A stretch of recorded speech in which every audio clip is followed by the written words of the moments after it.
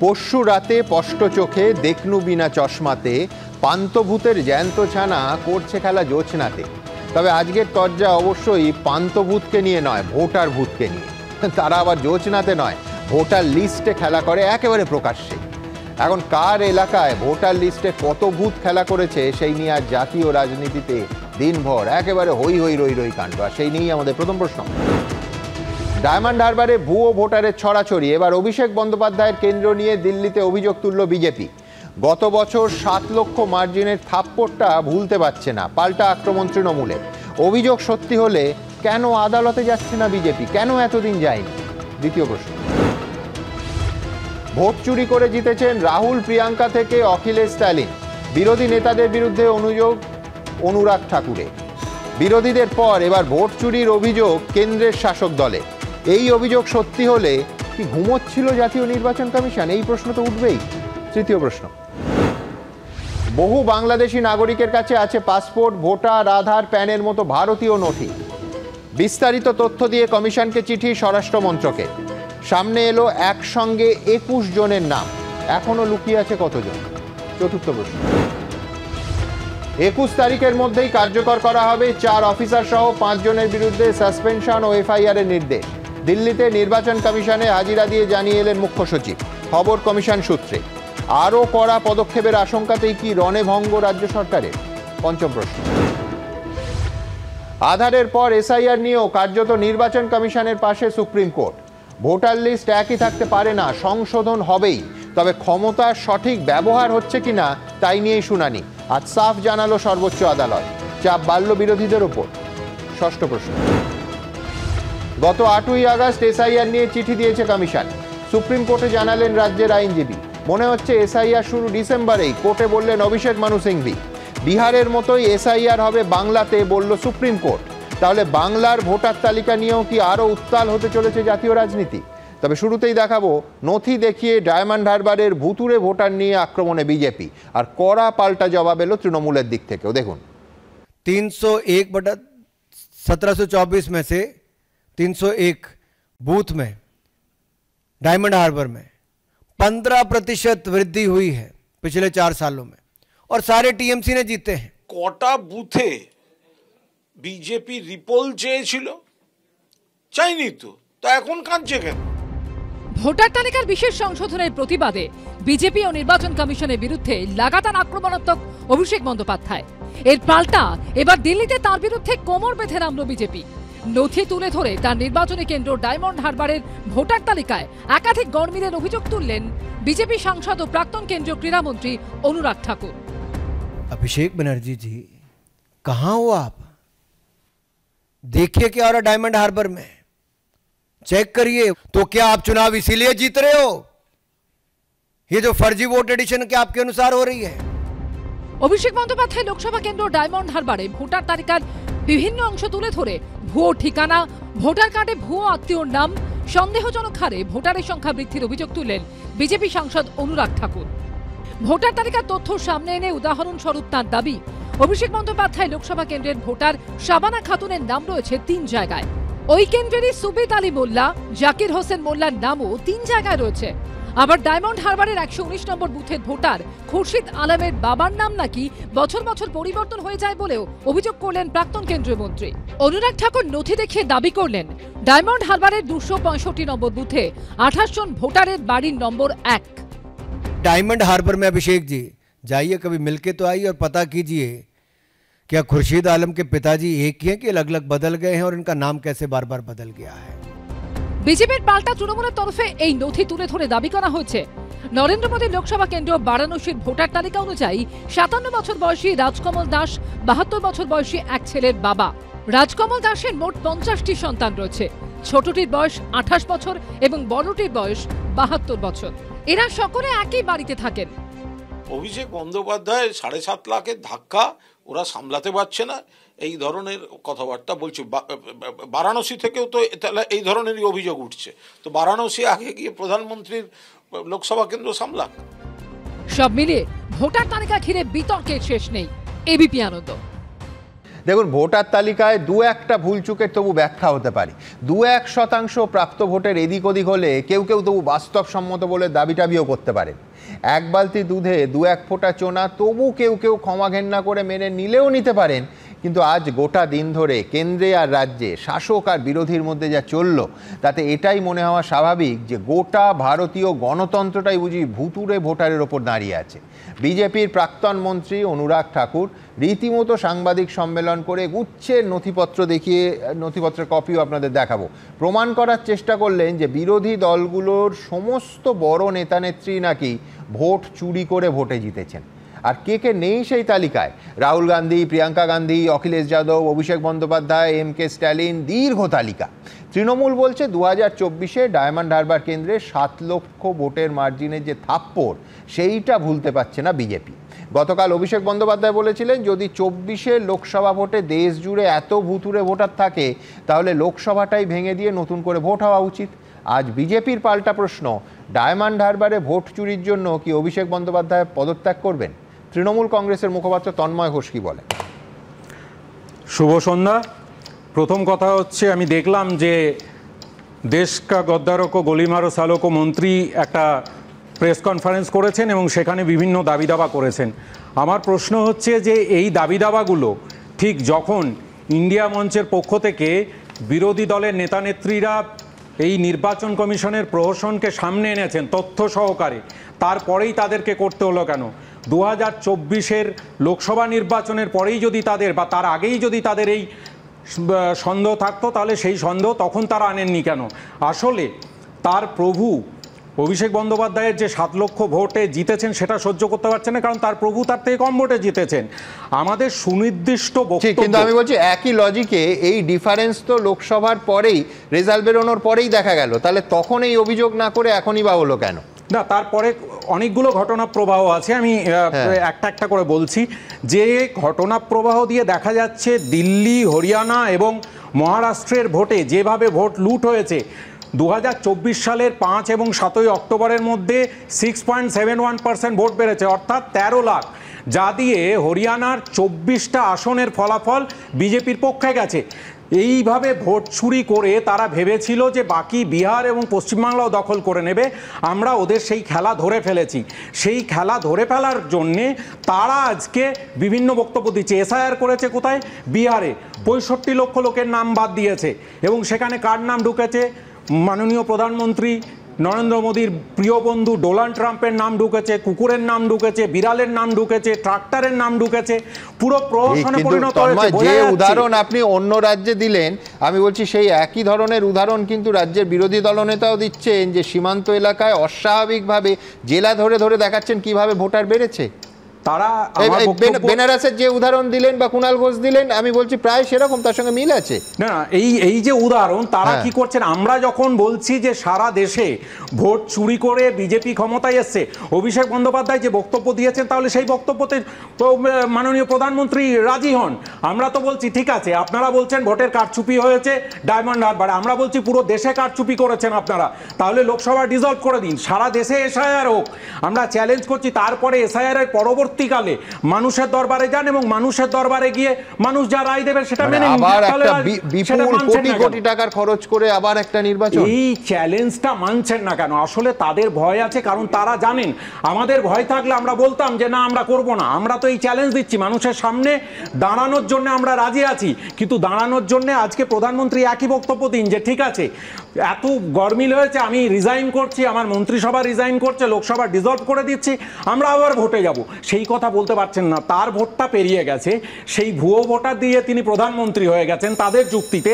আজকে যখন বিহারকে দখল করতে হবে, পশ্চিমবাংলাকে দখল করতে হবে, আমরা যখন সমস্ত বিরোধী দলের নেতা যারা আছেন, নেত্রী আছেন, তারা ধরে ফেলেছি, এখন তারা SIRটাকে চাপানোর জন্য বিভিন্ন রকম ছলা কলা কৌশল সেইগুলো করার চেষ্টা করছেন। তন্ময় বলছেন যে এই সময় কেন? নিঃসন্দেহে এটা গুরুত্বপূর্ণ প্রশ্ন, আমি আলোচনার পরবর্তী ক্ষেত্রে এই স্পেসিফিক্যালি টাইমিং এর প্রশ্নেও আসবো, কিন্তু কথা হচ্ছে তথ্য কি সঠিক? মানে আমি বলছি দেশের জনগণ তাহলে কি ধরে নেবে যে বিভিন্ন রাজ্যে, এই রাজ্য সহ এই রকম জালিয়াতি করে ভুতুরে ভোট দিয়ে ভোট হয়েছে এবং তারা সংসদে পৌঁছে গেছেন আমাদের নেতা নেত্রীরা? আমার পরবর্তী বক্তা দেবজিৎ সরকার, কিন্তু আমি স্পেসিফিক্যালি দেখুন আজকেই প্রেস কনফারেন্স হয়েছে, যাবতীয় নথি তো খতিয়ে দেখার সময় পাইনি, কিন্তু এই নথি তো একেবারে পরিষ্কার আমরা প্রশ্ন তুলছি কি ফুল প্রুফ? কেন এই সন্দেহ, এই জিজ্ঞাসা চিহ্নটা বসালাম? ছোট্ট কয়েকটা উদাহরণ দিই। দেখুন এই নথিতে খুব পরিষ্কার বলা হচ্ছে যে ভোটার তালিকায় ছেলের নাম আছে। ছেলের নাম কি? সুবিদ আলী মোল্লা। কোথাকার? ডায়মন্ড হারবার লোকসভা কেন্দ্রের অন্তর্গত বিষ্ণুপুর বিধানসভা কেন্দ্রে। বাবার নাম রমজান আলী মোল্লা। ডায়মন্ড হারবারের বিষ্ণুপুর বিধানসভা কেন্দ্রের এই যে বাবা এবং ছেলের ধরুন একটা সেট, এটা হুবহু প্রাক্তন কেন্দ্রীয় মন্ত্রী অনুরাগ ঠাকুর বলছেন যে 3 জায়গায় আছে। হুবহু এক নাম, যদিও তার ভেতরে বয়সটার একটু ফারাক দেখতে পাচ্ছি। এবার অনুরাগ ঠাকুরের দেয়া এই এপিক নাম্বার আমরা যদি চেক করে নিজেরা পুট করি, সবসময় আপনাদের কাছে আনার আগে বা তারপরে যথেষ্ট সময় ক্রস চেক করা আমাদের কর্তব্য, তাতে দেখতে পাচ্ছি যে এটা বিধানসভা কেন্দ্র বিষ্ণুপুর নয়, এটা মেটিয়াবুরুজ বিধানসভা কেন্দ্র।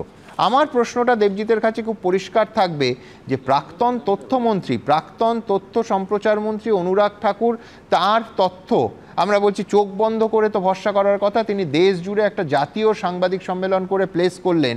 ডেটার বিশ্বাসযোগ্যতা এই ধরনের ছাপানো নথিতে যদি অ্যাসেম্বলি কনস্টিটিউয়েন্সি ভুল থাকে তাহলে কি সত্যি সত্যি সে বিশ্বাসযোগ্যতা অর্জন করা যায়? আমরা এখনও এই একটা উদাহরণ দিলাম, এরকম প্রচুর উদাহরণ আমাদের বেশ কয়েকদিন লাগবে দেখতে, কিন্তু এই নিয়ে দেবজিৎ কি বলে শুনবো। না না, যতক্ষণ প্রচুর উদাহরণ না পাওয়া যাচ্ছে ততক্ষণ প্রচুর উদাহরণ পাওয়া যাবে বলে ধরে নেওয়া যাবে না। এক নম্বর। না, উনি তো প্রচুর উদাহরণই দিয়েছেন, কিন্তু ক্রস চেক করেন নাকি? না না, আমি তারপরেও বলছি যে যেটা হয়েছে একটু আগে কুণাল বাবু টিভিতে দেখছিলাম, মানে আমাদের মনিটরে, যে উনি বলছেন যে আরে বিজেপি যাচ্ছে না কেন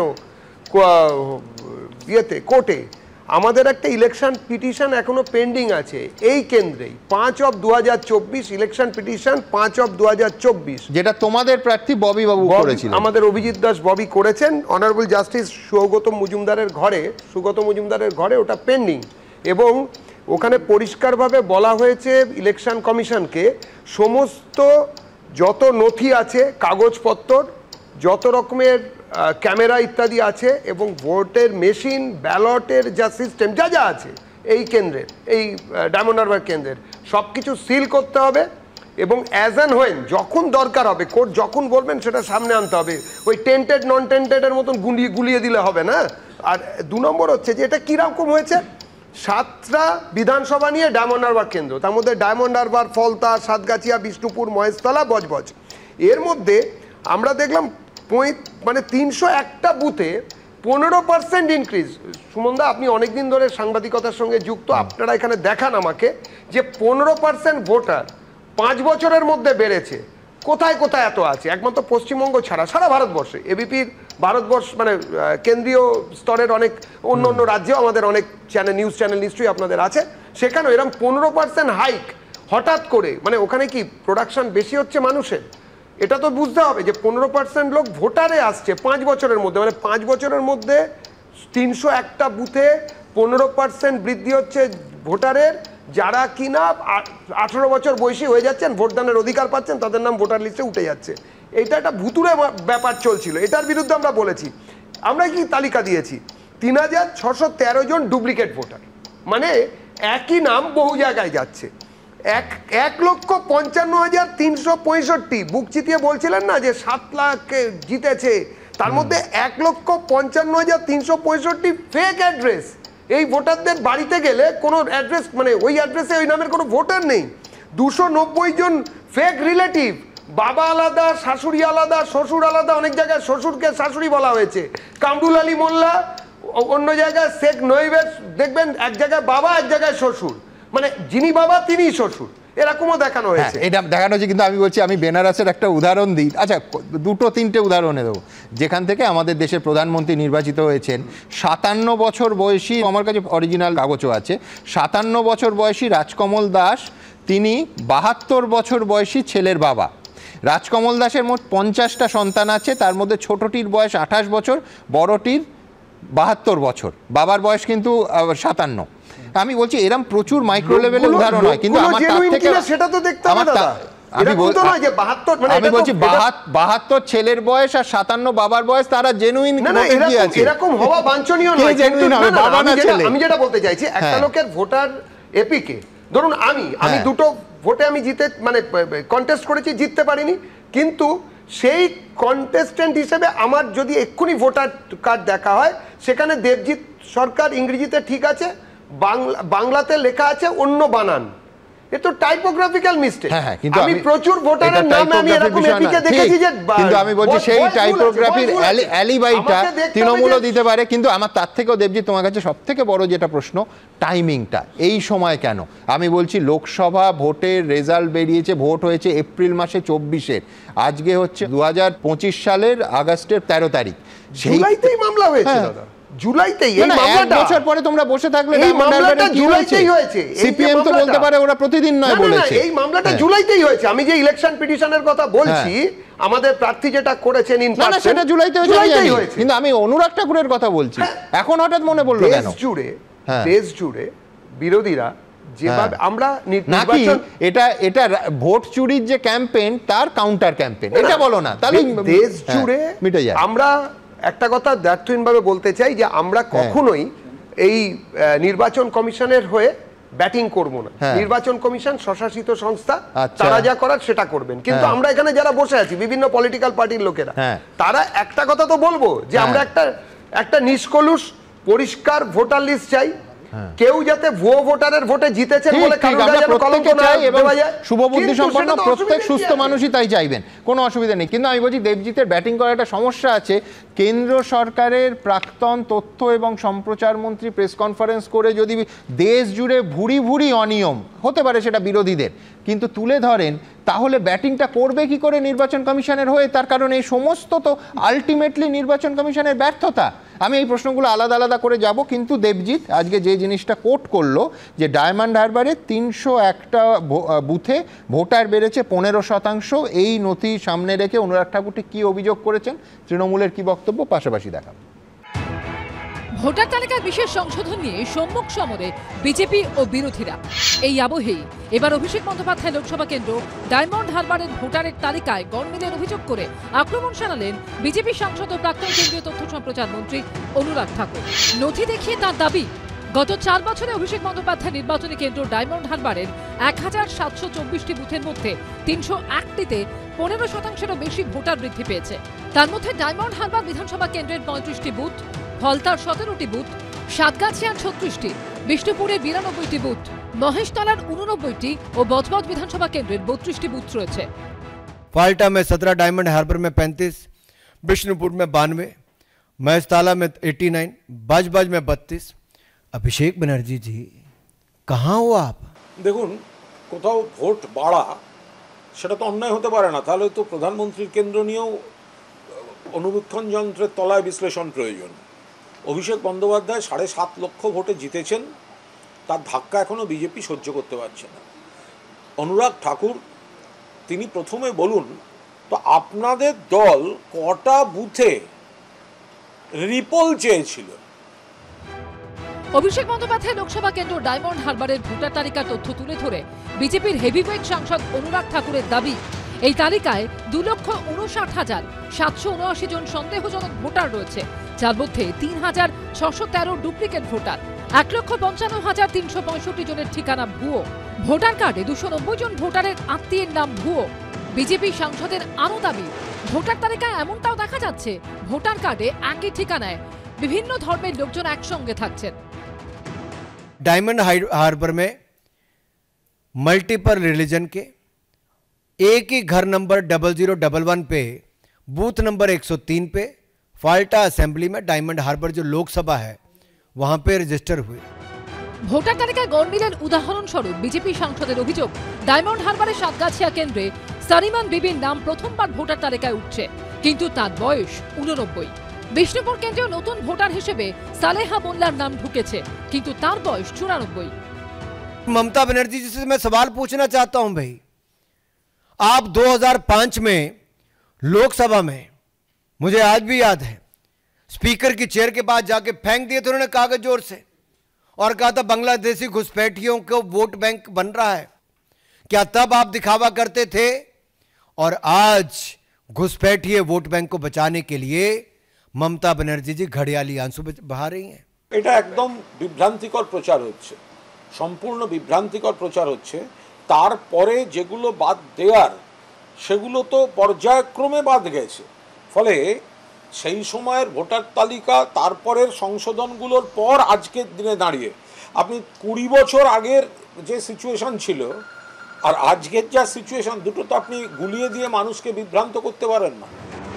ডায়মন্ড হারবার লোকসভা কেন্দ্র থেকে 2014 সালে ৭১,২৯৮ ভোটে জয়ী হন অভিষেক বন্দ্যোপাধ্যায়।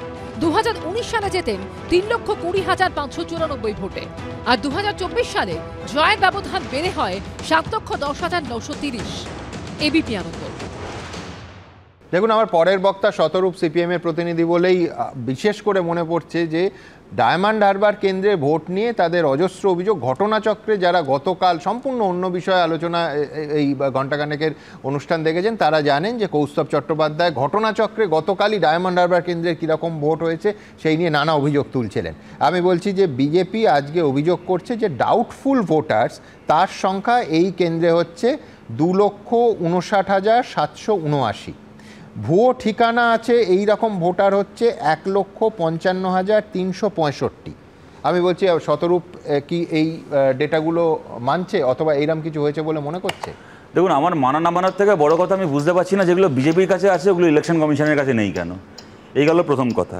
একদিন ধরে ইলেকশন কমিশনের তো কাজ ছিল এগুলোকে ডিটেক্ট করা, এগুলোকে ডিলিট করা, এবং সবচেয়ে বড় কথা যে সরকারি অফিসারদের হাত দিয়ে এই জাল নামগুলো উঠলো দিনের পর দিন তাদের বিরুদ্ধে ব্যবস্থা নেওয়া। তার বদলে আজকে অনুরাগ ঠাকুরকে কেন প্রেস কনফারেন্স করতে হচ্ছে, এই হচ্ছে আমার প্রথম কথা। দ্বিতীয় কথা, সিপিএমের অভিযোগের কথা তুমি বললে সুমনদা, আমি সেটা ছড়িয়েও রাখছি। আমরা বলছি দেখো গত লোকসভা ভোটে 280টা বুথ আছে ডায়মন্ড হারবারে যেখানে অভিষেক ব্যানার্জি 90%-এর ওপর ভোট পেয়েছিল। আমরা চেয়েছিলাম সেই বুথগুলোতে আবার পুনর্নির্বাচন হোক এবং নতুন করে সেখানে আরও বেশি ব্যবস্থা নিয়ে ভোট করানো হোক, so on and so fourth. আমি উদাহরণ দিয়ে যেতে পারি। আমি সরিয়ে যাচ্ছি সিপিআইএম কি বলেছিল না বলেছিল। আমি বলছি আজকে অভিজিৎ দাস ববি যিনি বিজেপির প্রার্থী ছিলেন তার করা একটা পিটিশনের কথা দেবজিৎ দা এখানে উল্লেখ করছেন। আচ্ছা, অভিজিৎ দাস ববির এই কথাগুলো ভোটের সময় বলতে গিয়ে কী অবস্থা ছিল আমরা দেখিনি। কাঁদছিল, রাস্তায় দাঁড়িয়ে ভেউ করে কাঁদছিল ভোটের দিন। বলছিল যে আমাকে মেরে ফেলবে, আমি বারবার করে সেন্ট্রাল ফোর্সকে ডাকছি, আমি ইলেকশন কমিশনের প্রতিনিধিকে ফোন করছি, জেনারেল অবজারভারকে বলছি, পুলিশ অবজারভারকে বলছি, আমার ভোট করার শখ মিটে গেছে, আমাকে এখান থেকে বার করে নিয়ে চলুন, কেউ আমার ফোন ধরছে না, কাঁদছিল। তারপরে কি হলো, ভোট হয়ে যাওয়ার পরে এই কথাগুলো বলতে গিয়ে পরিণতি কী হলো আমি তোমাদেরকে রিপোর্ট তোমাদের দেখাচ্ছি। 19 জুন 2024 এবিপি আনন্দর খবর, অভিজিৎ দাস ববিকে বিজেপি থেকে সাসপেন্ড করা হলো। বললো অভিজিৎ দাস ববি এই অভিযোগগুলো করেছিলেন বলে বলা হলো বিজেপির পক্ষ থেকে উনি দল বিরোধী কাজ করছেন। তারপরে কি হলো আমাদের মনে আছে, সেই সময় একটা টিম আসলো বিজেপির সেন্ট্রাল লিডারশিপের, হচ্ছে এই বিভিন্ন এফেক্টেড এলাকা যেখানে কর্মীরা মারধর খেয়েছে সেখানে যাওয়ার। বিপ্লব দেব, রবিশঙ্কর প্রসাদরা ছিলেন। তাদের গাড়িকে আটকে ডায়মন্ড হারবারে বিজেপি কর্মীরা বিক্ষোভ দেখালো, বললো যে আপনারা কি ওপর ঘুরে চলে যাচ্ছেন, আমাদের প্রার্থী অভিজিৎ দাস ববির বাড়িতে পর্যন্ত কিছু হচ্ছে আমাদের আক্রান্ত কর্মীরা তারা আশ্রয় নিয়ে আছেন, আমাদের পার্টি অফিসগুলো ভাঙচুর হয়েছে, ওখানে চলুন।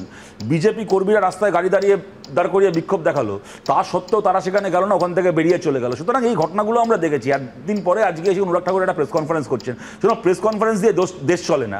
এই এতদিন তুমিও টাইমিং নিয়ে প্রশ্ন তুলছো, এতদিন পরে কেন ঘুম ভাঙলো বলে তোমার মনে হয়? প্রথম কথা হচ্ছে কারণটা পুরোপুরি রাজনৈতিক। এর সঙ্গে সত্যি বিজেপির সদিচ্ছার কোনো সম্পর্ক নেই। যদি থাকতো তাহলে বাকি সবাই ছেড়ে দাও, নিজের প্রার্থীকে দাঁড়িয়ে মার খেয়ে রাস্তায় ভেবে করে কেঁদে তারপর আবার পার্টি অফিস থেকে সাসপেন্ডেড হতো না। তার থেকে বড় কথা আমি যেটা বলতে চাই সুমনদা, প্রেস কনফারেন্স দিয়ে দেশ চলে না।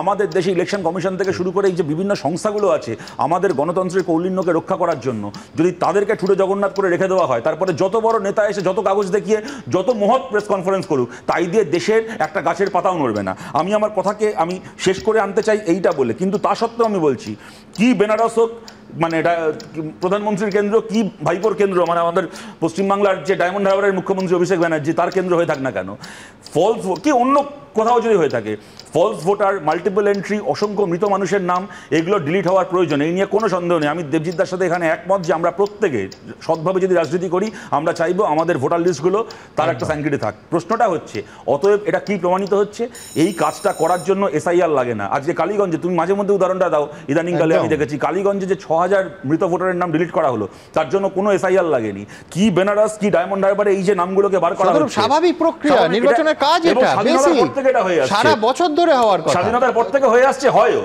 আমাদের প্রশ্নটা হচ্ছে কোথাও যদি এগুলো না হয়ে থাকে তাহলে কেন হয়নি, কোন রাজনৈতিক উদ্দেশ্যে হয়নি, কোন কারণে হয়নি, এইটা আমরা জানতে চাই। কিন্তু এর জন্য এসআইআর লাগে না। আমার কোন ঠাকুরদা কবে ভোট দিয়েছে না দিয়েছে তার ডকুমেন্ট আজকে চাওয়া, আজকে ক্রেডিট কার্ড থাকলে পর্যন্ত নাকি সেটা একটা ভ্যালিড ডকুমেন্ট। কিন্তু আমার সদরূপ একটা তফাৎ আছে, এসআইআর মানে হচ্ছে ঘরে ঘরে বিএলএ এবং বিএলওরা গিয়ে খতিয়ে দেখা। মানে আমি বলছি সাধারণভাবে যদি নাগরিকের সদিচ্ছার ওপর ৬,০০০ যায়, এসআইআর হলে ওটা ১২,০০০ হতে পারে। আমি বলছি ঘরে ঘরে বিএলএ এবং বিএলওদের খতিয়ে দেখার জন্য এসআইআর লাগে না। এসআইআর বলে এক্ষেত্রে যে কাগজগুলো চাওয়া হয়েছে তার সঙ্গে ঘরে ঘরে ইলেকশন কমিশনের বিএলও গিয়ে স্ক্রুটিনি করার কোনো সম্পর্ক নেই। যে রাজনীতি করে আমি তোমার একটা ছোট্ট উদাহরণ দিই, যে সময় বামফ্রন্ট সরকার ক্ষমতায় ১৩ বারের মধ্যে শেষ যেবার 2002 সালে এসআইআর হলো, তখন ২৮ লক্ষ ভোটার বাদ গেছিল।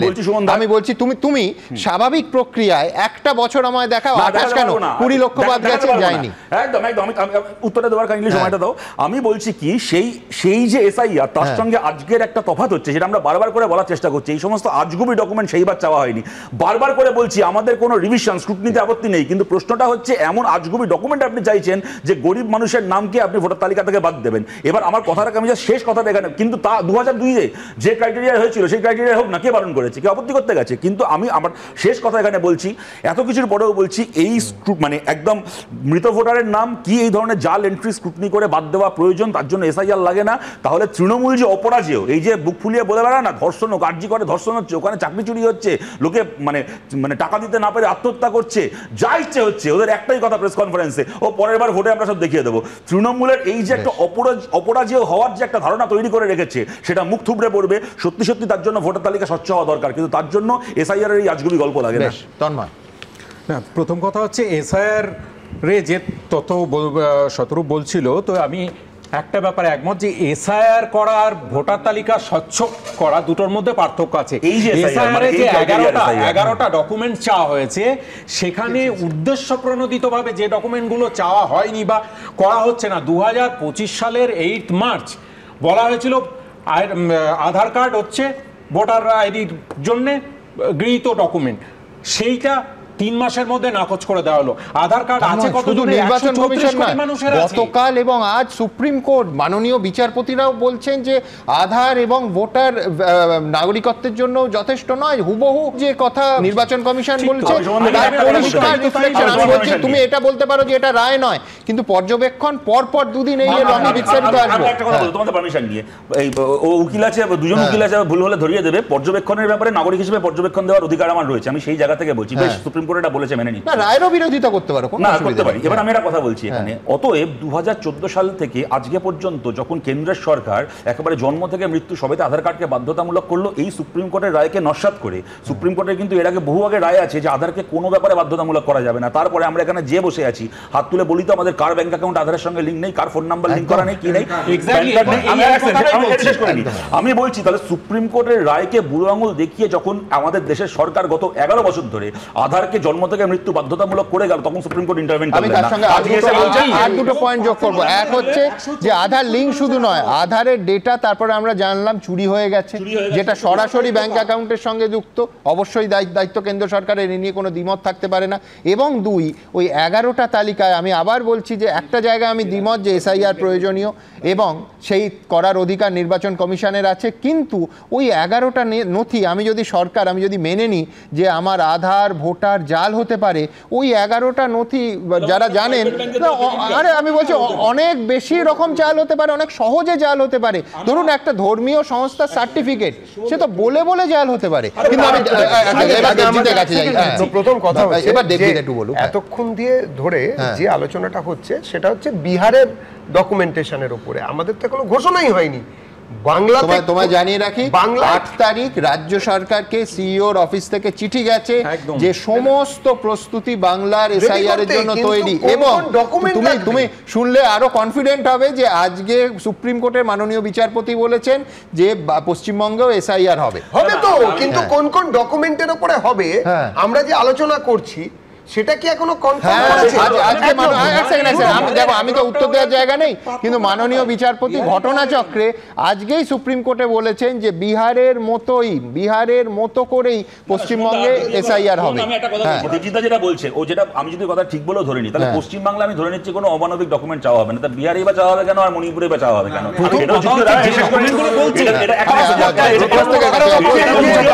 কথা হচ্ছে যে আধার বহু জায়গায় জাল হয়েছে সীমান্তবর্তী এলাকাতে প্রচুর। আমাদের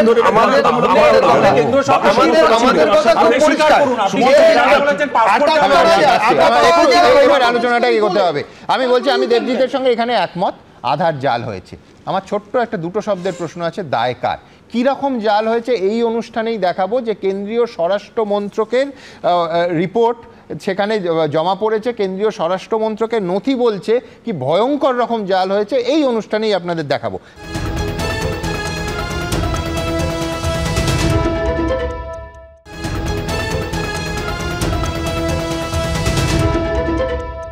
কিন্তু তার আগে দেখাবো যে এই যে সীমান্তবর্তী যে জেলাগুলো, ধরুন আমাদের রাজ্যের, সেখানেও কি অস্বাভাবিকভাবে ভোটার পার্সেন্টেজ বেড়েছে। আমি বলছি অত্যন্ত অস্বাভাবিক। এই অভিযোগ অবশ্য দেবজিতের দল থেকেই এসছে, বিরোধী দলনেতা শুভেন্দু অধিকারী করেছে। কি বলেছেন দেখাবো। अभिषेक बनर्जी जी, कहाँ हो आप?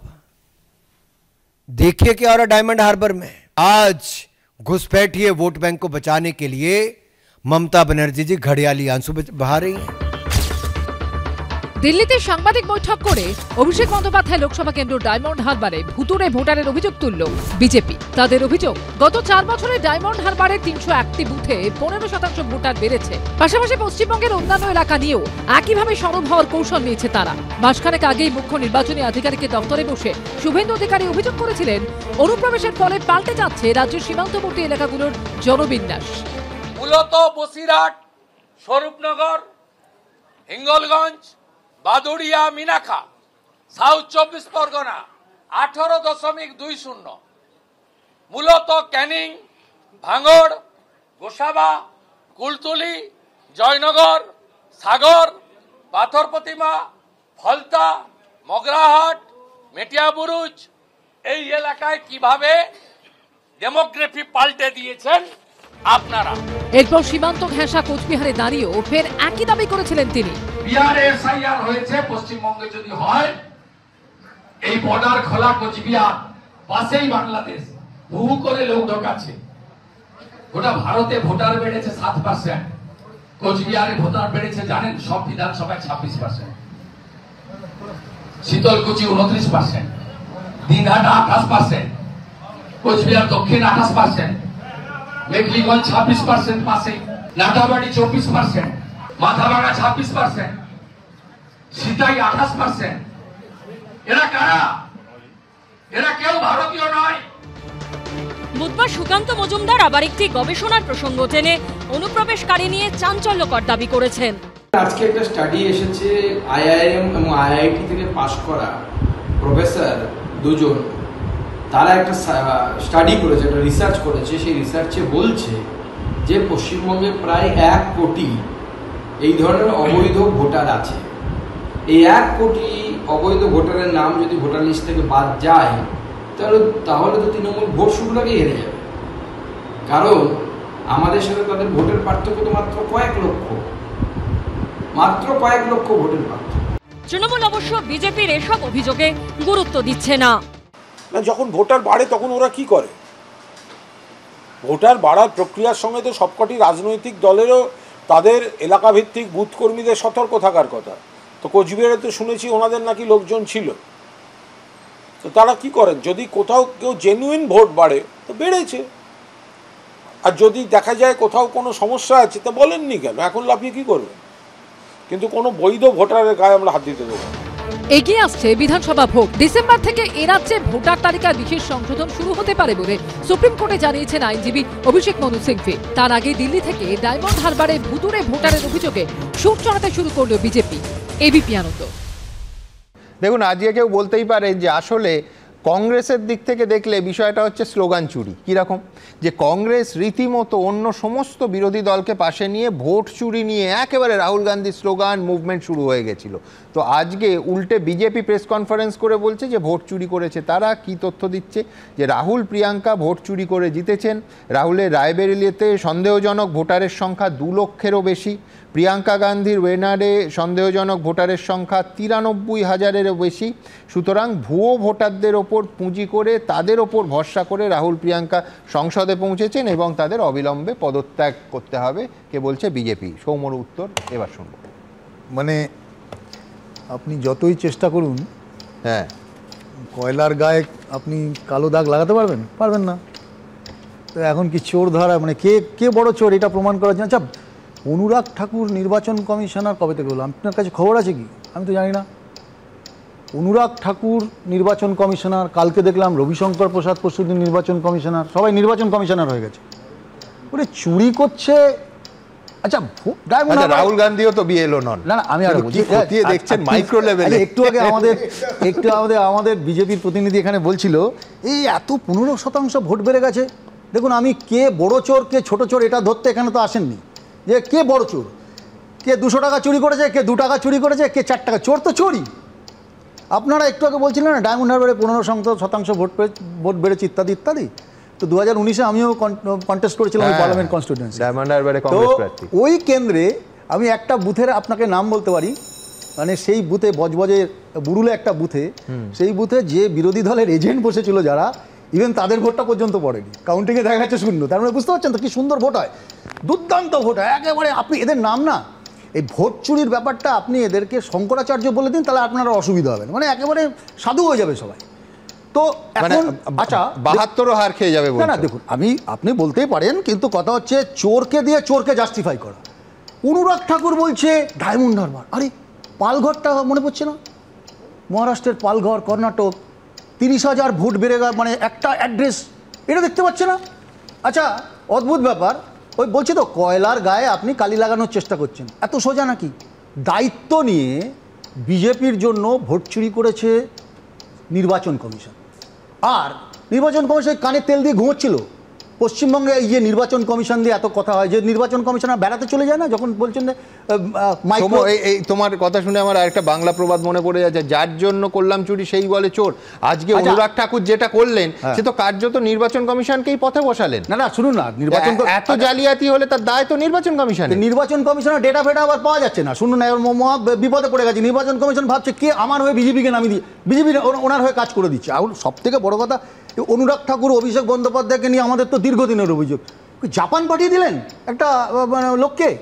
সে লোকটা নির্বাচিত, মানে যদি ইলিগাল হয় ভোটার, মানে এমপি, তাকে জাপান প্রতিনিধিত্ব করতে পাঠিয়ে দিচ্ছে। মানে ভাবুন আপনি, যে আমরা বলছি চোর ধরতে হবে, আমরা বলছি জাল ভোটারদের বাদ দিতে হবে, বিজেপির 2 নম্বরই বাদ দিতে হবে, আমরা বলছি যে SIR এর নাম করে একটাও সঠিক ভোটার বাদ দেওয়া যাবে না। ধান্দাবাজিটা কোথায়? যে তৃণমূল কংগ্রেস ভাবছে কি যে এখানকার চুরিটা তাহলে কি এখানের মধ্যে গুলিয়ে দেওয়া যাবে। আরে আপনি ERO ARO যাদেরকে ধমকি চমকে, তাদের হিম্মত আছে? আপনি বলুন তো, তাদের ক্ষমতা আছে? যদি সে লিস্ট যদি তৃণমূলের নেতারা যেভাবে দেয়, সেই লিস্টের বাইরে অন্য কিছু ইনক্লুড করার কি বলছেন? পরিষ্কার বলছে তাদের পাশে আমি দাঁড়াবো, তাদের সাথে আমি আছি। তোমরা যত খুশি চুরি করো, মানুষের গণতন্ত্র যা হবে হবে। আমরা তো ভোটে জিতে গেলে মানে চুরি করা মানে হচ্ছে এভরিথিং জাস্টিফাইড। যেমন বিজেপি তেমন এখানে তৃণমূল কংগ্রেস। আর আমরা বলছি কি, আমরা বলছি SIR এর নাম করে একটা সঠিক ভোটার বাদ দেওয়া যাবে না, তার সাথে চোর বাদ দিতে হবে। Fair enough. কিন্তু আমি বলছি যে বিজেপি আর কংগ্রেসের মধ্যে একটা মিল আছে, জানেন? পুরোটাই, আমি কেন বারবার বলি প্লেইং টু দ্য গ্যালারি, তার কারণ হচ্ছে যে প্রেস কনফারেন্স করছেন রাহুল গান্ধী অত্যন্ত গুরুত্বপূর্ণ ডেটা রেখে, কিন্তু কোর্টে যাচ্ছেন না, যাওয়া উচিত ছিল। আমি মনে করি না নির্বাচন কমিশনের মতো হলফনামা, তিনি পলিটিশিয়ান, প্রেস কনফারেন্স করতেই পারেন, কিন্তু এই রকম গ্রস যদি জালিয়াতি হয় তার তো কোর্টে যাওয়া উচিত। অনুরাগ ঠাকুর তিনি নির্বাচনের এতদিন পর, নির্বাচনের ফল প্রকাশের প্রায় 1 বছর অতিক্রান্ত, 1 বছরেরও বেশি সময়, তখন অনুরাগ ঠাকুর এত ডেটা নিয়ে প্রেস কনফারেন্স করছেন, কোর্টে গেলেন না কেন? যদি বিরোধীর সমস্ত নেতানেত্রীরা এত জালিয়াতি করে সংসদে পৌঁছে যান, তাহলে তাদের উচিত ছিল না যে আগে কোর্টে যাওয়া? এই প্রশ্ন আমাদের থাকবে। কিন্তু এই যেটা এই রাহুল গান্ধীর কেন্দ্র নিয়ে বলেছেন, আমার একটা সহজ প্রশ্ন, পশ্চিমবাংলার ক্ষেত্রে জালিয়াতি হয়েছে, বিজেপি বলেছে এবং একদম সঠিকভাবে বলেছে, এখানে যেহেতু রাজ্যের সরকার তৃণমূল চালায় এবং অফিসাররা তাদের অনুগত, অতএব তাদের মাধ্যমে এই নামগুলো ঢুকেছে। এবার ঘটনাচক্রে রাহুল গান্ধীর কেন্দ্রের 2012 সাল থেকে মানে ওখানে সরকারটা বিজেপি চালায়, যোগী আদিত্যনাথ মুখ্যমন্ত্রী। তাহলে সেখানে যে এত জাল নাম রাহুল গান্ধীকে জেতানোর জন্য ঢুকলো, এটা কারা ঢোকালো? দেবজিৎ প্রথম আমি একটু হ্যাঁ না একবার বলে নি উত্তরটা। ওখানে আমার একটা পরিষ্কার কথা হচ্ছে যে এই যে পার্সেন্টেজ অফ ভোটার, যে পার্সেন্টেজ বেড়েছে, সেটাতে সব জায়গাতেই দেখা গেছে সারা ভারতে 4.1, মানে আমি ইউপিএ এনডিএ সব নিয়ে বলছি। ভুয়ো ভোটার ধরার জন্য আমাদের এখানে আলোচনার বিষয় কি, যে ভুয়ো ভোটার না থাকাই উচিত, সবাই আমরা একদম এই যে পদ্ধতিতে, এটা একটা একটু আগেই বলা হলো যে একটা পদ্ধতির মধ্যে দিয়ে ঢুকছে, কোন কার্ড রাখা যাবে কোন কার্ড রাখা যাবে না ইত্যাদি। এটা তো অনস্বীকার্য যে ওখানেও জাল ভোটার ঢুকেছে, যদি ঢুকে থাকে বা যা দেখা যাচ্ছে। তো জাল ভোটার যারা ঢোকালো, কারা ঢোকালো, যে ধরে নাও একটা দেবজিৎ, আমার এইটুকু মানতে আমার অসুবিধা নেই, কিন্তু আমি বলছি জ্ঞান চক্ষুটা আজকে কেন ফুটিল, কেন জিজ্ঞেস করছি না, না তথ্য কি বলছে যে দেবজিতের দল বিজেপি কিন্তু ডায়মন্ড হারবারে রিপোল চেয়েছিল, কটা বুথে? 400টা বুথে। কেন রিপোল চেয়েছিল? রিগিং ইত্যাদি কারণে। আমার প্রশ্ন হচ্ছে যে যদি জাল ভোটারই ইস্যু হয়, তাহলে তো একেবারে মানে আমি বলছি রিগিং ইস্যুর সঙ্গে সেই ইস্যুটাও থাকার দরকার। তাহলে এইটা কবে তোমরা জানতে পারলে? এখন যে যারা 1.5 বছর পরে সঙ্গে সঙ্গেই তো মামলা হয়েছে, সঙ্গে সঙ্গেই তো মামলা হয়েছে। আমি যেটা বলতে চাইছি, তুমি দেখো যে মামলার কথা তুমি রাইটলি রেফার করেছো, সেই মামলায় কিন্তু জাল ভোটার ইস্যু নয়, সেই মামলায় হচ্ছে রিগিং, বুথ জ্যামিং, তার সঙ্গে ডুপ্লিকেট ভোটারও ইস্যু।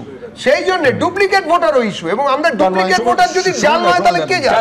একটা কথা মনে করে দিই, কিছুদিন আগে আপনারা দেখেছেন যে নেতাজি ইন্ডোরে একটা সভা থেকে মমতা বন্দ্যোপাধ্যায় দেখিয়েছিলেন যে একই এপিক নাম্বার, এখানে হরিয়ানার ভোটার, সে আবার বাংলার ভোটার, এরকম জিনিস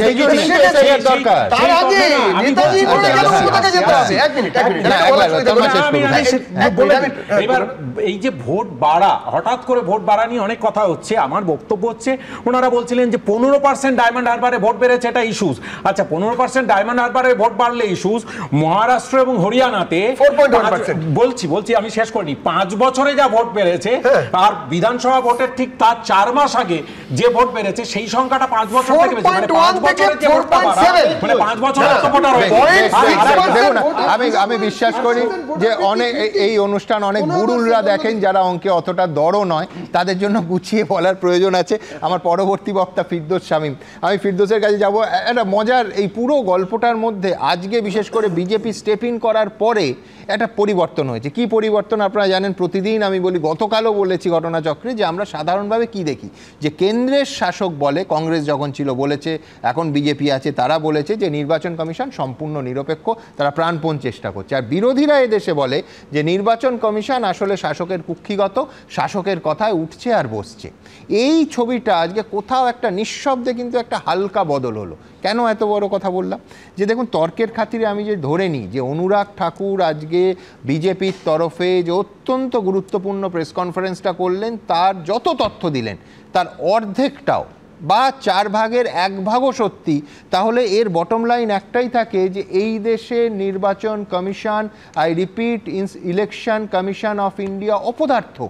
না হলে অ্যাকর্ডিং টু অনুরাগ ঠাকুর, যে আমাদের শীর্ষস্থানীয় এতজন নেতানেত্রী কেউ কিন্তু রামশ্যাম যদু নন, একেবারে তারা বিভিন্ন প্রেজেন্টেশনে, মানে মোটামুটি বিরোধী দলের সমস্ত বড় নেতানেত্রী সংসদে পৌঁছে গেলেন ভুতুরে ভোটারের জোরে, অর্থাৎ ভুয়ো ভোটারের জোরে তারা সংসদে পৌঁছে গেলেন। নির্বাচন কমিশন তার মানে এরা এইটা করতে পেরেছেন, মানে 100-0 পেয়েছে, একেবারে ফেল করেছেন।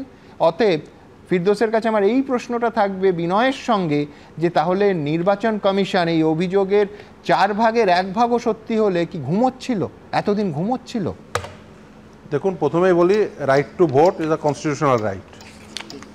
আমাদের সুপ্রিম কোর্ট বারবার বলেছেন, একাধিক মামলায় বলেছেন, লালবাবু হোসেন থেকে শুরু করে অনুপ বারনোয়াল মামলায় বারবার বলেছেন। যাই হোক, দেখুন, আমাদের ইলেকশন কমিশনের এই অধিকার রয়েছে আন্ডার সেকশন 21 সাবসেকশন 3 আরপি অ্যাক্টে, যে ইলেকট্রাল রোল রিভিশন করতে পারে কনস্টিটিউশন ওয়াইজ, এবং এর আগে আরপি অ্যাক্টের আন্ডারে রিভিশন হয়েছে। কিন্তু এখন এই রিভিশন নিয়ে এত উত্তেজনা কেন? আমি বিহার এক্সাম্পল হিসেবে ধরি। বিহারে কি হয়েছে? বিহারে 31 লক্ষ মহিলার নাম বাদ গেছে এবং 25 লক্ষ পুরুষের নাম বাদ গেছে। এখন আপনারা জানেন যে মহিলাদের লাইফ এক্সপেক্টেন্সি বেশি, অর্থাৎ আয়ুষ্কাল বেশি পুরুষদের তুলনায়। এটা শুনতে হয়তো অবাক লাগবে, বাট ইটস আ ফ্যাক্ট। দ্বিতীয় হচ্ছে যে এই বাদ যাওয়ার কারণ হিসেবে বলা হচ্ছে যে বিহার থেকে অনেক শ্রমিক মাইগ্রেটেড হয়েছে। সাধারণভাবে দেখবেন মহিলারা পুরুষদের থেকে কম মাইগ্রেটেড হয়, তাহলে মহিলাদের নাম কম বাদ যাওয়া উচিত ছিল, কিন্তু উল্টোটা হয়েছে। 31 লক্ষ মহিলাদের নাম বাদ গেছে, 25 লক্ষ পুরুষের নাম বাদ গেছে। তাহলে বোঝা যাচ্ছে যে ইলেকশন কমিশনের এই যে এসআইআর, তাতে কোথাও না কোথাও একটা ত্রুটি থেকে গেছে। এবার যে এই ইলেকশন কমিশন যে ত্রুটি মুক্ত নয়, সেটা কিন্তু উভয় দিকের নেতাদের বক্তব্যে পরিষ্কার। কারণ অনুরাগ ঠাকুর বলছেন যে বিরোধী নেতারা, তুমি যেহেতু কোর্টের মানে সঙ্গে, এক সেকেন্ড দেবজিৎ, ওর বলার সময় নয়, আমি বলছি যে একটাই আমার প্রশ্ন থাকবে। তুমি বলছো উভয় দিকের নেতাদের কথায় স্পষ্ট, কিন্তু আমি বলছি নেতারা প্রেস কনফারেন্স করছে, তোমার যে প্রতিষ্ঠান যার সঙ্গে তুমি যুক্ত আছো, কোর্টে যাচ্ছেন না কেন? আমি বলছি জাস্ট ভাবো ফিরদৌস, যে দেশের এতজন বড় নেতা নেত্রীর ভোট নিয়ে যদি এই প্রশ্নগুলো ওঠে, এতগুলো রাজ্যে এই প্রশ্নগুলো ওঠে, তার মানে তো আমরা মানে 140 কোটি জনগণ বোকা বনেছি একদম। এইখানে আমি বলি, এইখানে এই যে নেতারা এত কিছু বলছেন, আমি এরপরে আসতাম যে আপনারা ইলেকশন পিটিশন করেননি কেন? একদম মানে খুব সহজ কথায় আপনারা ইলেকশন পিটিশন, বা কতগুলো ইলেকশন পিটিশন হয়েছে। আর দুর্ভাগ্য হলেও সত্য, আমাকে এটা স্বীকার করে নিতেই হয়, অনেক ইলেকশন পিটিশন হলেও আমি দেখিয়েছি, আমি পঞ্চায়েত মামলা করার সময় দেখিয়েছি। মানে তার কারণ পঞ্চায়েত মামলায় যখনই পিটিশন ফাইল করতে যেত, খুব স্বাভাবিক কথাই হতো যে ইলেকশন পিটিশন হাইকোর্টে লাই করে না, তার কারণ প্রপার ফোরাম নয়, এটা খুব সাধারণ কথা। কিন্তু ইলেকশন পিটিশন আমি দেখিয়েছিলাম যে একেবারে ডিস্ট্রিক্ট ওয়াইজ কতগুলো ইলেকশন পিটিশন তার আগের পঞ্চায়েত ইলেকশনে ডিস্ট্রিক্ট ওয়াইজ কতগুলো করে পেন্ডিং, এবং সেগুলো ওই 5 বছর সময়কালের মধ্যে সেগুলো ফেট পেয়েছিল কি পাইনি। দুর্ভাগ্য হলেও এই সত্যটা আমাকে মেনে নিতে হবে। এবার বলি যে এই নেতা নেত্রীরা বলছেন কেন, এবং তারা আইনের দ্বারস্থ হননি কেন, বা আদালতের দ্বারস্থ এখনই বা হচ্ছেন না। আসলে এইটা আমার মনে হয়, মানে এটা আমার ব্যক্তিগত অনুধাবনা, এখানে একটা কুইড প্রো রিলেশন আছে। মানে তুমিও কিছু চুরি করেছো বাবা, আমিও কিছু চুরি করেছি, অতএব আমরা চোরে চোরে মাস্তুতো ভাই হয়ে সকলেই থেকে যাব। যা জনগণ তো বোকা হলে বোকা হবে। ওই যে কালকে ওই যোগেন্দ্র যাদব যে দুজন মহিলাকে নিয়ে ওই আদালতে দ্বারস্থ হয়েছিলেন, সেই মহিলা দুজনকে দেখেছিলেন? তাদের চেহারা দেখেছিলেন? তারা কি মনে হয় যে এই শুটেড বুটেড হয়ে ওই কোনো এসি ঘরে থাকা কোনো ব্যক্তি? আপনি বলুন তো যে কলকাতা শহরের কতজনের নাম বাদ হয়?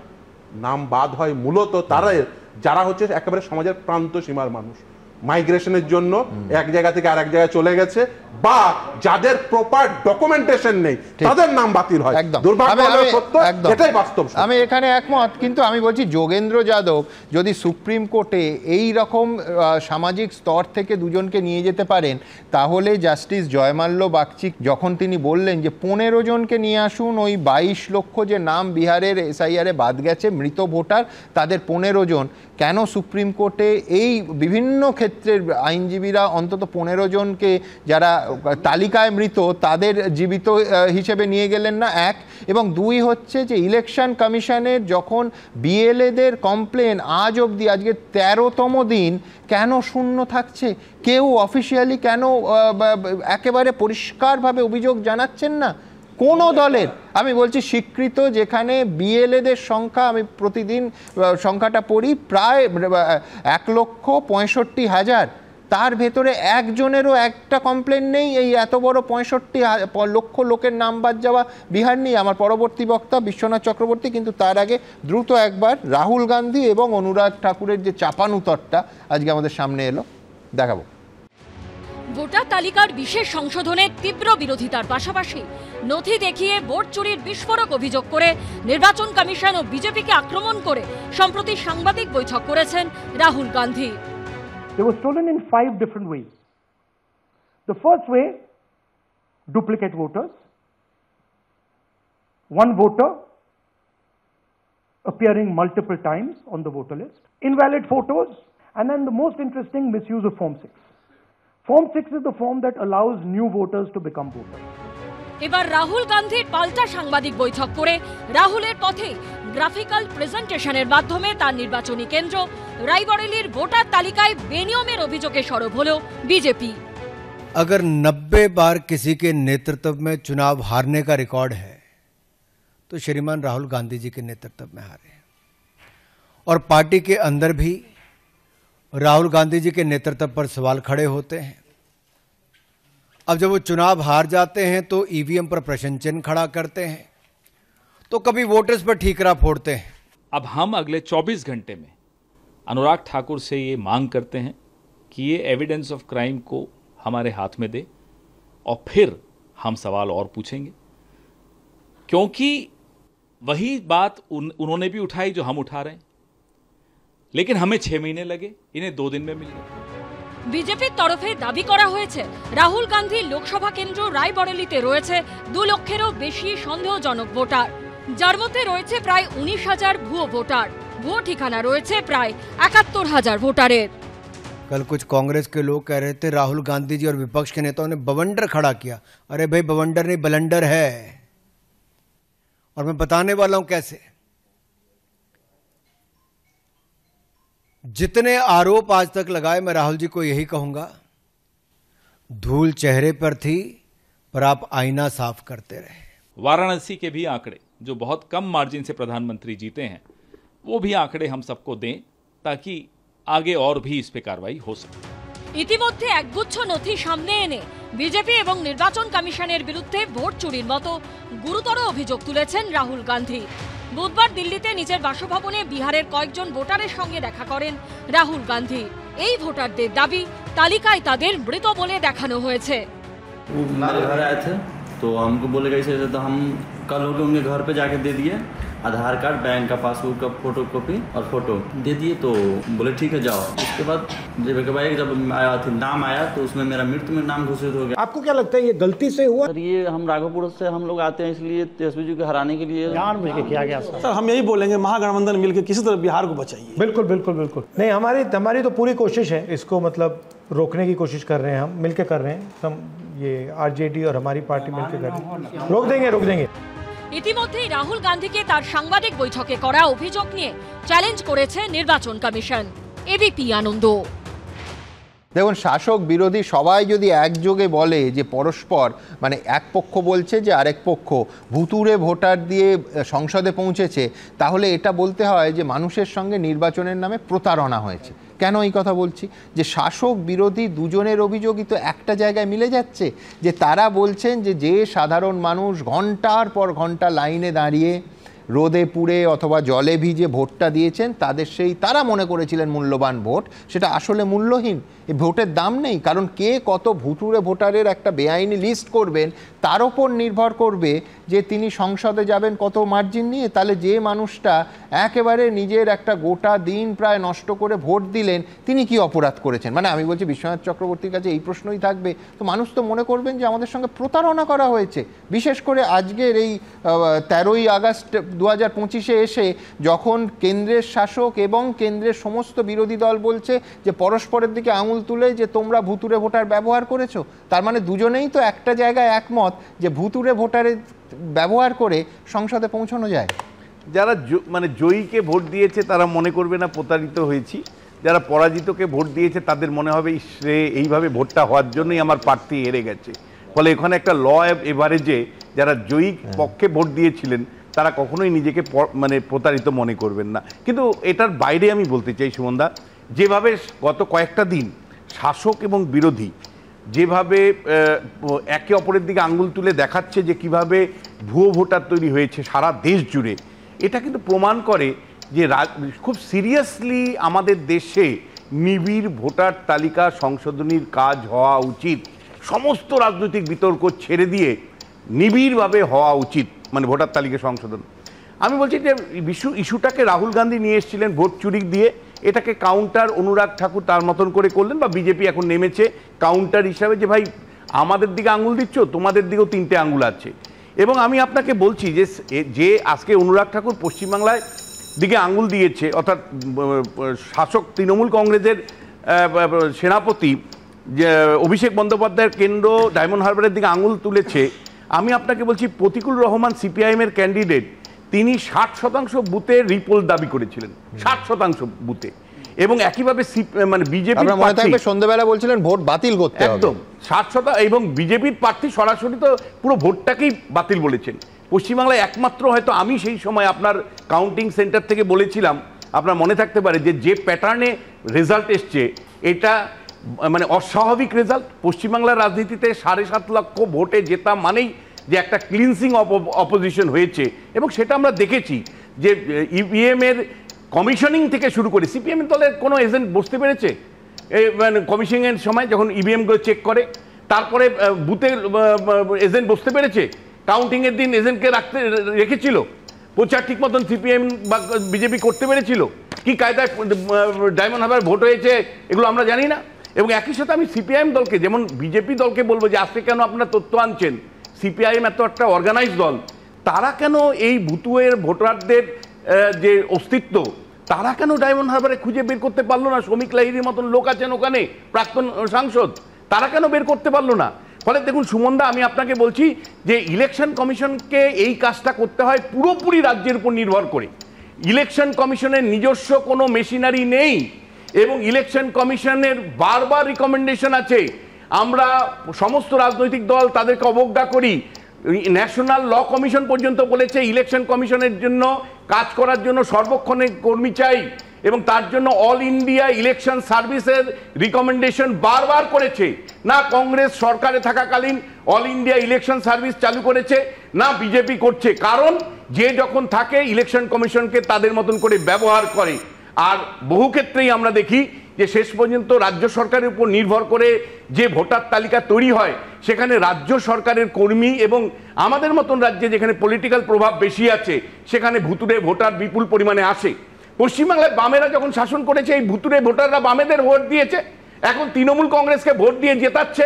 ফলে এসআইআর হলে সবচেয়ে বেশি লস কার হয়? যারা শাসন ক্ষমতায় থাকে।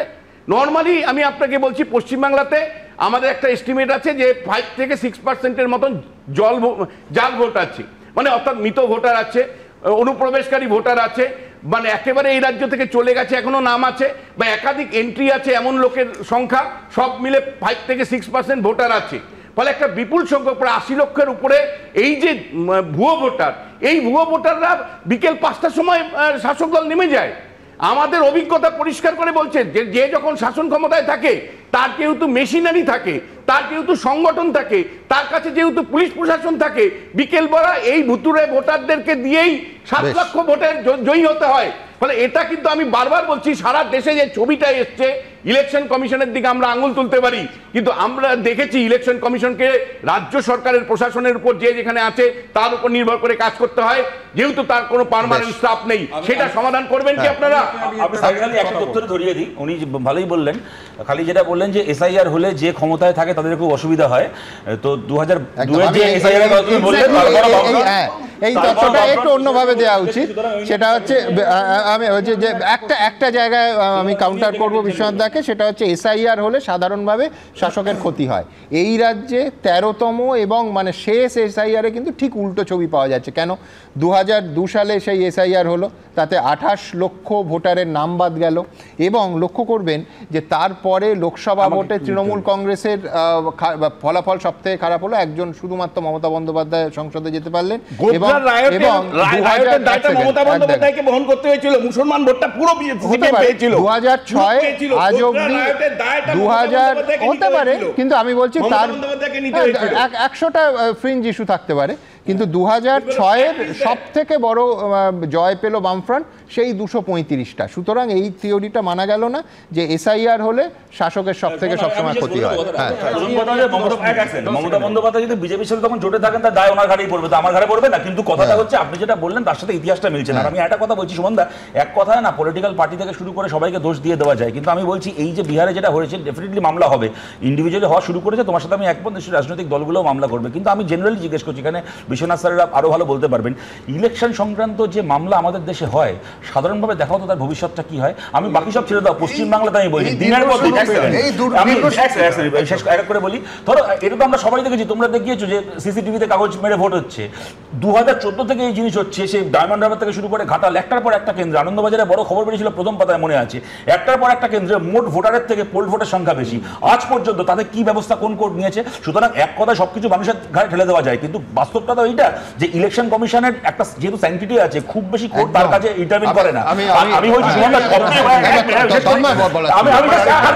লাগবে না, আমি বলছি একটা লজিক থাকবে 2025 সালে দাঁড়িয়ে একটা ম্যাচিওর ডেমোক্রেসিতে তোমার বায়োমেট্রিক স্ক্যান করে, চোখের রেটিনা স্ক্যান করে দেওয়ার আধার কার্ড তুমি অ্যাকসেপ্ট করবে না। আর কোথায় পাড়া শনি মন্দিরে 51 টাকা দক্ষিণ আছে,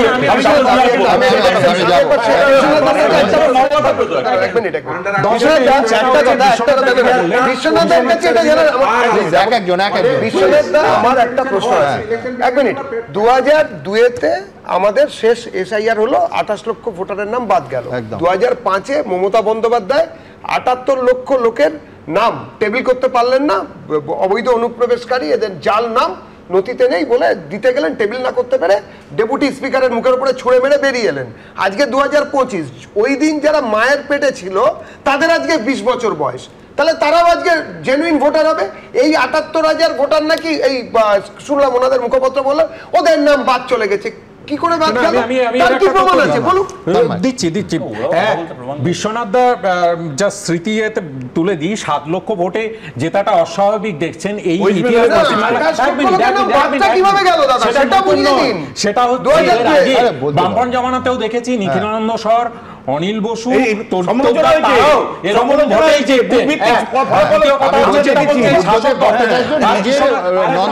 নন্দরানী দলের মার্জিনে এম্বারেসড হয়েছিলেন। শাসক দল যে সুবিধা পায় কেন এসআইআরটা চক্রান্ত আমরা বলছি বারবার, সেটা হচ্ছে 88% কভারেজ যখন হয়ে গেছে ততক্ষণে নাম বাদ গেছে 35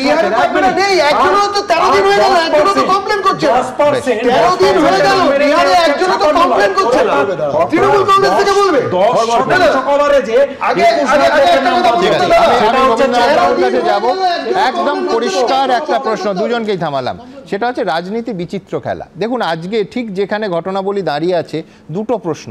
এক হচ্ছে বিজেপি বলছে যে দেশের প্রায় সমস্ত বড় রাজনৈতিক দলের বড় নেতা নেত্রী সবাই ভোট চুরি করে জিতেছে। তাহলে এই প্রশ্ন তো আসবে যে উল্টো দিকে বিজেপি যারা এই মুহূর্তে দেশ চালাচ্ছে তাদের নেতা নেত্রীরা সবাই জেনুইন ভোটে জিততে পেরেছে। তো মানে আমি বলছি যে সেখানে একদম খাঁটি দুধ আর বাকিটা পুরোটা চোনা, এটা কি বাস্তবসম্মত? আর দুই, আমি আবার ঘুরে ফিরে টাইমিংয়ে আসবো, সেটা হচ্ছে তর্কের খাতিরে ধরে নিলাম যে আজকে অনুরাগ ঠাকুরের সমস্ত তথ্য ঠিক, কিন্তু 2025-এর অগাস্ট মাসে আমরা বসে আছি, আজ 13ই আগস্ট। আমি বলছি এতদিন তারা বসে থাকলো কবে? যে বিরোধীরা যখন ভোট চুরি নিয়ে আন্দোলনে নামলো তখন বিজেপির মনে পড়লো যে সমস্ত বিরোধী দল বড় নেতা নেত্রীরা ভোট চুরি করে সংসদে পৌঁছেছে। টাইমিংটা কিন্তু এখানে বোধহয় প্রশ্নের উপরে উঠতে পারলো না। রবীন্দ্রনাথবাবু কি বলেন?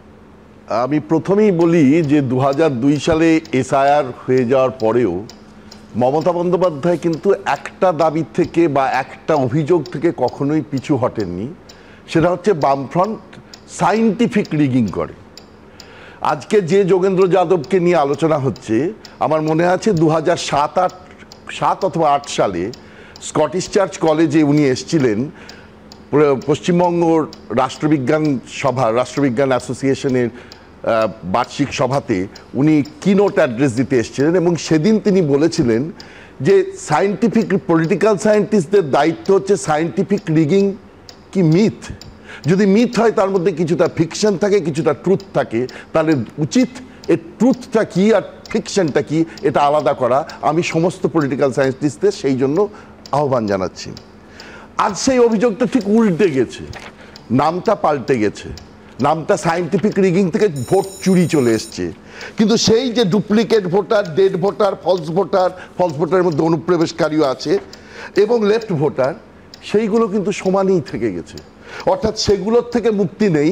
এবং সেই নিয়ে আজকে বিজেপির প্রতিনিধি, মানে তখন তৃণমূলের আজকের যিনি মাননীয় মুখ্যমন্ত্রী, তিনি অভিযোগ জানাচ্ছিলেন, আজকে বিজেপির প্রতিনিধি জানিয়েছেন এবং খুব নথি টথি নিয়ে একবারে জানিয়েছেন যে কিভাবে কত জায়গাতে কিভাবে ভোট চুরি হচ্ছে এবং কারা কারা ভোট চুরি করছে তার মধ্যে বিরাট লিস্ট আছে। তার মধ্যে মূলত অভিষেক বন্দ্যোপাধ্যায়ের অভিযোগ যেটা করেছেন, অভিষেক বন্দ্যোপাধ্যায় ডায়মন্ড হারবার কেন্দ্র নিয়ে করেছেন। অভিষেক বন্দ্যোপাধ্যায় প্রত্যেক কথাই টুইট করেন ইদানিংকালে, মানে আগে যখন হচ্ছিল তখন উনি স্বাস্থ্য নিয়ে ব্যস্ত ছিলেন, এখন স্বাস্থ্য শিবির ছেড়ে এখানে রাজনীতিতে আরও প্রবলভাবে আসাতে উনি প্রত্যেক কথাই টুইট করেন, কিন্তু এরপরে কিন্তু নিশ্চুপ। আপনি ভাবুন, এত বড় একটা অভিযোগ এলো, এখন পর্যন্ত কিন্তু অভিষেক বন্দ্যোপাধ্যায়ের কোনো আসেনি, মুখপাত্র বলেছেন, কিন্তু দলের তরফ থেকে কাউন্টার করা হয়েছে। সম্ভবত আজ বিকেলের সম্ভাবনা ছিল, আগামীকালই একদম পরিষ্কার করে বলা হবে। কিন্তু যদি কিন্তু আমি বলছি, সে তো রবীন্দ্রনাথ বাবু এটাও মানতে হবে, সে তো রাহুল গান্ধী এতজন নেতা নেত্রীর নথি আজকে অনুরাগ ঠাকুর দেখিয়েছে, রাহুল গান্ধীও প্রেস কনফারেন্স করেননি। না, এটা তো কেউ করেননি, প্রত্যেকে করবে। প্রিয়াঙ্কা গান্ধী, রাহুল গান্ধী, অখিলেশ যাদব কেউ করেননি, স্ট্যালিন করেননি। এই ভুতুরে, প্রথম আমি পশ্চিমবঙ্গের ব্যাপারে আসি, এই ভুতুরে ভোটার যদি ডায়মন্ড হারবারে দেখতে পাওয়া যায় তাহলে কিন্তু খুব শঙ্কার বিষয়, এবং সেটা কিন্তু সারা পশ্চিমবঙ্গে 28 লক্ষ তো 2002 সালে বাদ গেছিল। এখন সেটা অনেক বেশি পরিমাণেও বাদ যেতে পারে, কম পরিমাণেও বাদ যেতে পারে, কিন্তু বাদ যাওয়া দরকার। এটা নিয়ে আমরা একদম মানে নিশ্চিত যে এটা নিয়ে সাধারণ মানুষের মধ্যে একটাই যে সেটাকে বাদ দিতে হবে। এবার আমরা আসছি, যদি প্রত্যেকেই তো এই সুযোগটা নিচ্ছেন, যখন যে থাকছেন ইলেকশন কমিশনকে তার মতো ভাবে ব্যবহার করছেন, সমস্ত রাজ্য সরকারি কর্মচারীকে তারা ব্যবহার করছেন ইলেকশন কমিশনের কাজে, এবং সেই জায়গা থেকে কংগ্রেস যেখানে রাজ্যে আছে সেখানে কংগ্রেস তাই করছে, সিপিএম এক সময় ছিল, সিপিএমও তাই করেছিল। যখন এখানে মুখ্যমন্ত্রী তৎকালীন বিরোধী নেত্রী মমতা বন্দ্যোপাধ্যায়ের অভিযোগ যে একবার সর্বাঙ্গে মিথ্যা, তা বলা যায় না। তারপরে যখন এসছে, আজ বিজেপি, সিপিএম বা কংগ্রেস তারা যে অভিযোগ করছে সেটাও সত্যি। এখন এটা তো দুধকে দুধ, পানিকে পানি, এটা তো দেখবার জন্য একটা তো কিছু তো বের করতে হবে, তার নাম এসআইআর হোক, যা খুশি হোক, কিন্তু নির্বাচন কমিশনকে এই বিষয়টা করতেই হবে। আমি শেষ করব, আজকে বিচারপতিরা সুপ্রিম কোর্টের, মানে জয়মাল্য বাগচি এবং আরেকজন, তারা দুই মহামান্য বিচারপতি, তারা মূলত বলেছেন এটা রাইট এবং এন্টাইটেলমেন্টের মধ্যে লড়াই, এটা 324 এবং 326 ধারার মধ্যে লড়াই। বস্তুতপক্ষে 324 ধারায় বলে দেওয়া আছে ইলেকশন কমিশনের অসামান্য ক্ষমতা, বিরাট ক্ষমতা, কিন্তু 326 ধারায় আবার বলে দেওয়া আছে যে ভোটারের তালিকাতে একটা যোগ্য ভোটারকে প্রতিষ্ঠা করতে হবে। এই দুয়ের লড়াই এখন চলছে, আমরা জানি না ইলেকশন কমিশন কিভাবে সমাধান করবে বিস্তারিতভাবে। এই আজকে সুপ্রিম কোর্টে কি হলো, রবীন্দ্রনাথ বাবু যেটা বলছেন তার ব্যাখ্যায় আসবো, কিন্তু তার আগে আরেকটা গুরুত্বপূর্ণ কথা উনি বলেছেন, সেটা হচ্ছে অনুপ্রবেশকারী।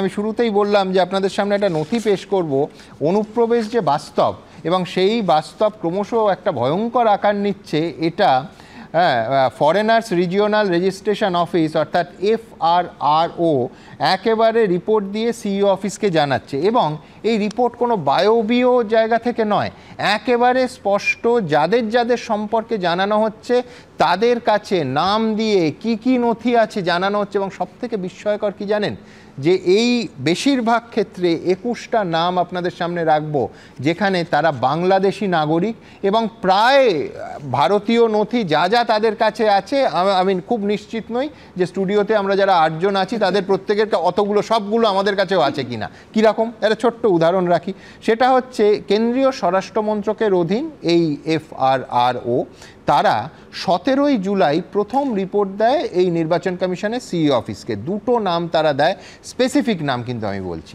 বাংলাদেশি নাগরিক যারা ভারতীয় নথি হোল্ডার। 5th আগস্ট তারা আরও 2টো নাম দেয় উইথ অল ডিটেলস সিইও অফিসকে। এইবার সবথেকে মারাত্মক চিঠিটা যেটা এই মুহূর্তে আমার হাতে আছে, 7th আগস্ট 21 জনের নাম উইথ অল ডিটেলস। কীরকম, ধরুন মোহাম্মদ জাহাঙ্গীর আলম, বাংলাদেশের নাগরিক, বাংলাদেশের পাসপোর্ট হোল্ডার, ভারতের কি তার কাছে আছে, ভারতীয় পাসপোর্ট নিজের নামে, ভারতের আধার, ভারতের ভোটার কার্ড, ভারতের প্যান, ভারতের ড্রাইভিং লাইসেন্স। আরও মারাত্মক, পরের পাতায় যাই, মোহাম্মদ নজরুল ইসলাম সর্দার, বাংলাদেশের নাগরিক, বাংলাদেশের পাসপোর্ট হোল্ডার, একেবারে পরিষ্কার সমস্ত এই যে নথিগুলো বলছি সেই নথির নাম্বার দিয়ে বলা হয়েছে। তার কাছে আছে ভারতীয় প্যান, ভারতীয় আধার, এবং ইন্টারেস্টিং, ভারতে তার নাম হয়ে যাচ্ছে মোহাম্মদ নজরুল ইসলাম সর্দার থেকে নজরুল সর্দার। এরকম অজস্র আছে। ধরুন এশা মণ্ডল, বাংলাদেশের নাগরিক, বাংলাদেশে পাসপোর্ট হোল্ডার, ভারতীয় পাসপোর্ট তার কাছে আছে, সেখানে নামটা হয়ে যাচ্ছে এশা রায়, এবং তার কাছে ভারতীয় আধার, ভারতীয় পাসপোর্ট, ভারতীয় প্যান, ভারতের ভোটার আইডি, ভারতের ড্রাইভিং লাইসেন্স। এই নথিগুলো, আবার বলছি, এটা বিশ্বাসযোগ্য মনে হচ্ছে এই কারণে যে এই সমস্ত ডিটেলস এই ব্যক্তিদের নামের পাশে, এই 21 জনের নামের পাশে দিয়ে সিইওর অফিসকে পাঠানো হচ্ছে। ঠিক এই কারণে এসআইআর প্রয়োজন। পরের প্রতিবেদন। ভয়ে ভোট, ভোটার, ভোটার তালিকা, ভূত আর ভুতুরে ভোটার, এই নিয়েই এখন সরগরম দিল্লি থেকে পাটনা হয়ে পশ্চিমবঙ্গের রাজনীতি।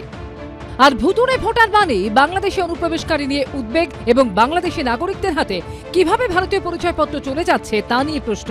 এই আবহেই উদ্বেগ আরো চরমে উঠল। 21 জন বাংলাদেশি নাগরিকের নামের তালিকা রাজ্যের মুখ্য নির্বাচনী আধিকারিকের কাছে পাঠালো কেন্দ্রীয় স্বরাষ্ট্র মন্ত্রকের অধীনস্থ ফরেনার্স রিজিওনাল রেজিস্ট্রেশন অফিস। এদের সকলের বাংলাদেশের পাসপোর্ট রয়েছে, অথচ তাদের কাছ থেকে আবার পাওয়া গেছে অবৈধ উপায় জোগাড় করা ভারতীয় ভোটার কার্ড, আধার কার্ড, প্যান, রেশন কার্ড।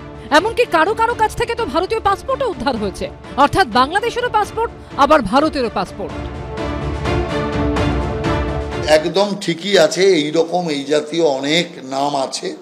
এখন তো 21টা 22টা দেখে আমরা আটকে উঠছি, কিন্তু আমি আপনাকে বলছি যখন এই তালিকা সংশোধনের কাজ হবে আপনি দেখবেন লক্ষ লক্ষ নাম এক এক দিনে উঠে আসবে। এই 21 জনের মধ্যে কেউ কেউ বনগা সীমান্ত পেরিয়ে অবৈধভাবে ভারতে ঢুকেছিলেন। তেমনই রয়েছে বাংলাদেশ থেকে মেডিকেল ভিসা নিয়ে এপারে চলে এসে পরে পরিবারের বাকি সদস্যদের চোরা পথে ভারতে ঢোকানো বাংলাদেশের নাগরিক। এই 21 জনের মধ্যে কেউ 2017 সাল থেকে টুরিস্ট ভিসায় ভারতে থাকছিলেন, কেউ তো আবার বেহালায় জমিও কিনে ফেলেছিলেন। যাদের নাম বেআইনিভাবে আছে তাদের অবশ্যই বাতিল করতে হবে। কে সেই বেআইনি কার্ডটা করে দিল তা খুঁজে বার করতে হবে। পঞ্চায়েত, মিউনিসিপ্যালিটি, এমএলএ, এমপি, মন্ত্রী সবই তো তৃণমূল। কি করে হলো, কে করলো, খুঁজে বার করতে হবে না? তাদের বার করে প্রয়োজনীয় ব্যবস্থা নিক। ভারত থেকে বাংলাদেশে ফেরত যেতে গিয়ে অথবা বাংলাদেশ থেকে ভারতে আসার সময় অভিবাসন দফতরের কাউন্টারে এই বাংলাদেশি নাগরিকদের কাছ থেকে ভারতীয় নথি উদ্ধার হয়। কিছু অসাধু চক্র কাজ করে, সেগুলো এখন অনেক কমেছে, পুলিশ অনেক তৎপর।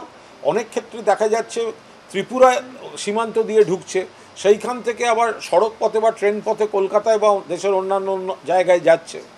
ফলে একবার ভিড়ের মধ্যে ঢুকে গেলে তখন কাউকে ধরে কিছু করিয়ে নেওয়া, তো ফলে এগুলোর গোটা দায়টাই, বাইরের লোক ঢোকা মানেই গোটা দায়িত্বটা হচ্ছে কেন্দ্রীয় সরকারের বিএসএফ। এর আগে 5ই আগস্ট একইভাবে আরো 6 জন বাংলাদেশির তালিকা মুখ্য নির্বাচনী আধিকারিকের অফিসে পাঠিয়েছিল ফরেনার্স রিজিওনাল রেজিস্ট্রেশন অফিস থেকে। এদের প্রত্যেকের ভারতীয় নথি বাতিল করার জন্য মুখ্য নির্বাচন কমিশনারের কাছে সুপারিশ করা হয়েছে। রুমা পাল, ঝিলম করঞ্জাই ও উজ্জ্বল মুখোপাধ্যায়ের রিপোর্ট, এবিপি আনন্দ।